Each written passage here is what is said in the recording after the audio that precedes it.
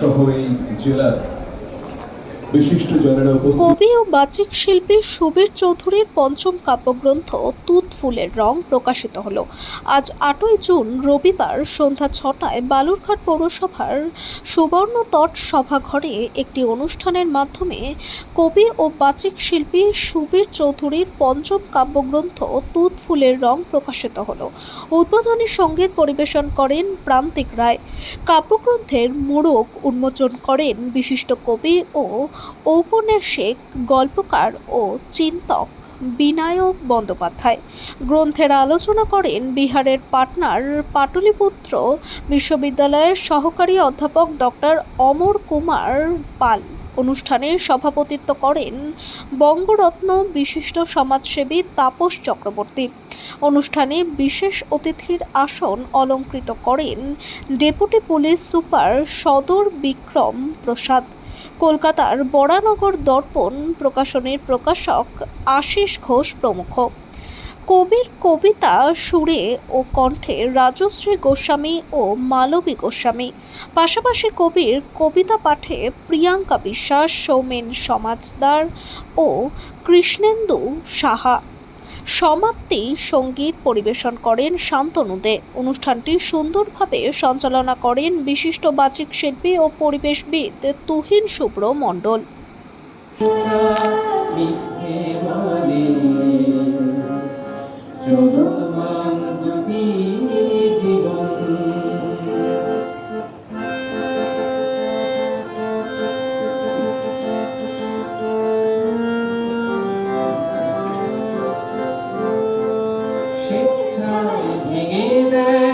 স্বপ্নের খেলাঘর আমাদের জন্য ভাবে, সেই জন্য আশীর্বাদকে অনেক অনেক ধন্যবাদ। শুনেছি একটা ছোট্ট হাতের হোক না, সবাই আশীর্বাদ নিচ্ছে, আশীর্বাদ আমাদের মধ্যে আছে। যাই হোক, কাব্যগ্রন্থের মোড়ক উন্মোচন আজকে হয়ে গেছে আমাদের মধ্যে, এবং আর যাদের কথা বলতে হয়, যাদের আর্থিক সহায়তা বারবার এই কাব্যগ্রন্থ এই পাগলার মধ্যে আমার সঙ্গে শরীক হয়, আমার পুত্র সৌভিক এবং আমার পুত্রবধূ বা আমার কন্যা সমা শ্রেয়া, তারা আমাকে বারবার ইন্ধন জুগিয়ে থাকে, বাপি তুমি এই কাজ করো, আমরা আছি। আমার এই 5 নম্বর বইয়ের তারা সেইভাবেই সহযোগিতা করেছে, গতবারের মতো তার আগের মতো, এবং আমি আশা রাখি তারা আগামীতেও করবে। ওরা বলেছে তুমি করে যাও, আমরা আছি। সে কলা কৈবল্যবাদ, সেটা কি শুধুমাত্র আর্ট ফর আর্টসে নাকি সমাজের জন্য? এই প্রশ্ন বহুদিনই। আমরা জানি বাংলা সাহিত্যের অনেক দুটো ধারা রয়েছে, কিন্তু কোন মানুষের তো সামাজিক সমাজ বহির্ভূত কোন মানুষ কবি কি হতে পারে? হতে পারে না। কাজে যতই আমরা কলা কৈবল্যবাদী বলি, আর্ট ফর আর্টসে বলি না কেন, সুবিধার কাব্যে বারংবার সমাজের কথা, বারংবার মানুষের কথা, মাটির মানুষের কথা, এবং তাই তিনি কঠিনভাবে উচ্চারণ করেন শেষ কবিতায় মানুষের মাঝে আত্মেই যে আর ভালো নেই। আমরা যে নগরায়নের ফলে আমরা দিন দিয়ে আমাদের নদীকে বুঝিয়ে ফেলছি, সেই কথা তিনি উচ্চারণ করছেন, বিষণ্ণতার আঁচল সরিয়ে দাও, তোমার যন্ত্রণায় আজ ক্ষত বিক্ষত নদী। মারা গেছেন জানেন সবাই, আমি দেখেছি কয়েকবার তার কাগজে, কলকাতা থেকে বেরোত। প্রভাতটা বলছেন যে প্রাক আধুনিক যুগের কবিতা যেমন লাবণ্য ছিল, আবার আধুনিক যুগেও তেমন ছিল। এই পোস্ট মডার্ন যুগেও তা আছে, পোস্ট মডার্ন পরবর্তী যুগগুলিতেও থাকবে। আবার কবিতার ম্যানিফেস্টোতে এই প্রভাতবাবু বলছেন যে কবিতা যা লেখেন সেটাই কবিতা, যিনি কবিতা লেখেন তিনি কবি। আবার তিনি বলছেন কবি যে কবিতাটি লিখবেন সেটি অবশ্যই আপডেট করা কবিতা। এটা আমরা এখন ব্যবহার করছি, কম্পিউটারাইজ একটা শব্দ, মডার্ন শব্দ, ভূগোলের শব্দ। যিনি আপডেট করা কবিতা লিখবেন তিনি হয়ে উঠবেন কবি, আজকের শব্দ। এই প্রসঙ্গে তিনি বলেছেন। সুতরাং কবিতা নিয়ে আমি দীর্ঘ আলোচনায় যাব না, কেন আমার থেকে অনেক জানা বেশি মানুষগুলো আছেন বিনায়কবাবু আছেন, আশিকা আছেন, আমার ভাতৃপ্রতিম অমর আছে, তারাই আলোচনা করবে। মাঝে মাঝে থমকে যায়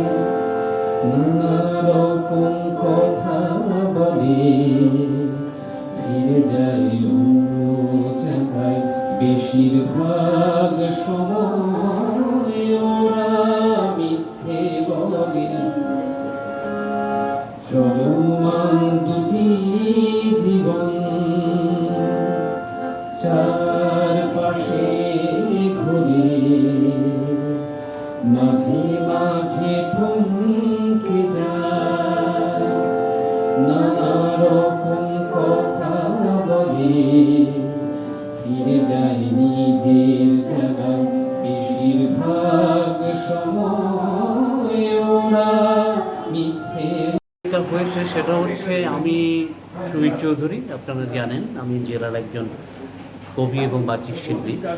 আজকে আমার পঞ্চম কাব্যগ্রন্থের মোড়ক উন্মোচন হলো। বালুরঘাটের এবং জেলার বিশিষ্ট জনেরা এই মোড়ক উন্মোচনে অংশ নেন এবং সাথে ছিলেন বিখ্যাত কবি, উপন্যাসিক, গল্পকার বাংলার বিনায়ক বন্দ্যোপাধ্যায়, ছিলেন বরানগর সাহিত্য দর্পণের আশিস ঘোষ। এবং আজকে যে টাকাটা উঠলো, আমার বই বিক্রি করে প্রায় 3600-3700 টাকা উঠলো, সেটা আমি টোটাল টাকাটাই আমি দিয়ে দিয়েছি আমাদের বঙ্গরত্নপ্রাপ্ত সমাজসেবী, বিশিষ্ট সমাজসেবী জানেন আপনারা, তাপস চক্রবর্তী মহাশয়, তার হাতে তুলে দিয়েছি।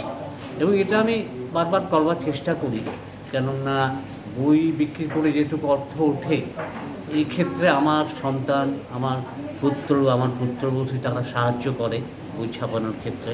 সুতরাং সেই টাকাটা আমি রাখি না, আমি সেবামূলক কাজের জন্য দান করে থাকি এবং আমি আশা রাখছি আগামীতেও আরও বই বের করতে পারব। দেশ বিদেশের অনেক শহরে গেছি, ইউরোপ আমেরিকার, কিন্তু বালুরঘাট আমি প্রথম এলাম। এটা আমার একটা তীর্থযাত্রা সম্পূর্ণ হলো এবং এমন একজন মানুষের সূত্রে হলো যিনি আদ্যন্ত একজন কবি, একজন সংগ্রামী, একজন সৈনিক। তার নাম সুবীর চৌধুরী। তার পঞ্চম কাব্যগ্রন্থ তুঁতফুলের রং প্রকাশ করলেন কলকাতার বিশিষ্ট প্রকাশক, বরাহনগর প্রকাশনী, শ্রী আশিস ঘোষ।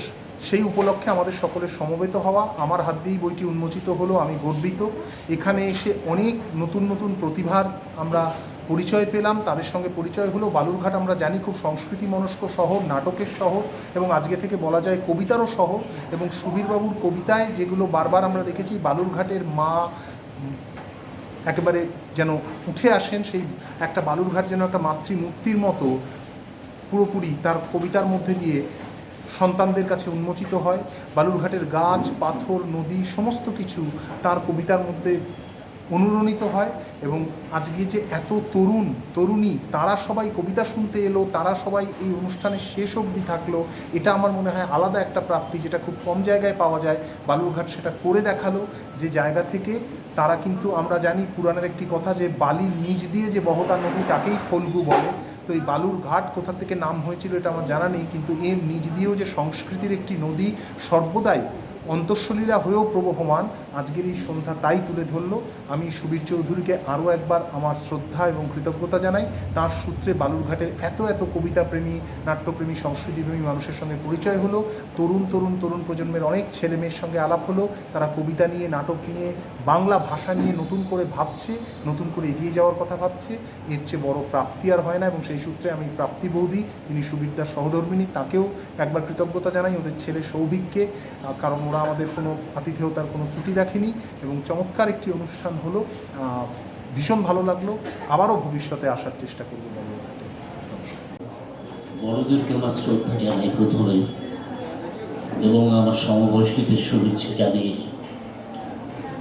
আমার পঞ্চম কাব্যগ্রন্থ তুঁতফুলের রং আজ প্রকাশিত হয়েছে, দেখেছেন আপনারা।